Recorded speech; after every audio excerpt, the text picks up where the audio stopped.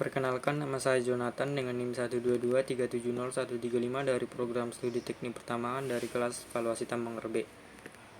Di sini saya akan membahas sedikit mengenai diskusi kami mengenai tugas proyek UAS, yaitu pada minggu ke-13 kami membahas mengenai pendapatan dan juga laporan keuangan.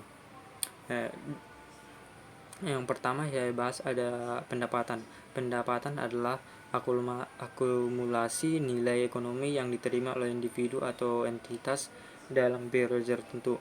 Adapun sumber dari pendapatan ialah penjualan produk dan jasa, imbalan hasil investasi, dan juga aktivitas ekonomi lainnya. Pada perusahaan yang kami analisis ini, pendapatan berjalan hingga 10 tahun, di mana pendapatan dari tahun pertama hingga 10 itu yaitu ada pada tahun pertama sekitar 37,2 miliar, pada tahun kedua ada sekitar 75,4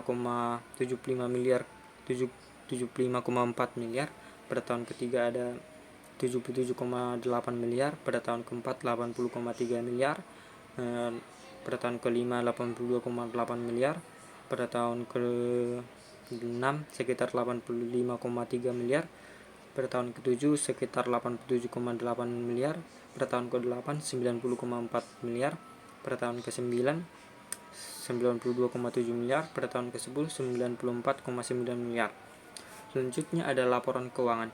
Laporan keuangan ini dibagi menjadi 3, yaitu laba rugi, arus kas, dan juga neraca. Laporan keuangan yang adalah laporan yang menyajikan ringkasan pendapatan dan beban yang dialami oleh suatu perusahaan. Selanjutnya arus kas. Arus kas adalah laporan yang melaporkan jumlah kas yang diterima dan dibayar oleh suatu perusahaan selama periode tertentu.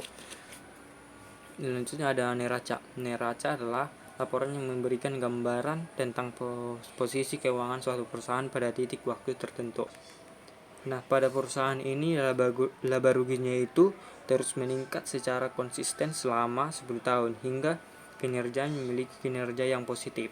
Untuk arus kas dari perusahaan ini juga stabil sepanjang periode 10 tahun, di mana keuntungan bersih dari tahun pertama hingga tahun ke-10 itu dari 38,7 miliar menjadi 40,4 miliar di tahun ke-10.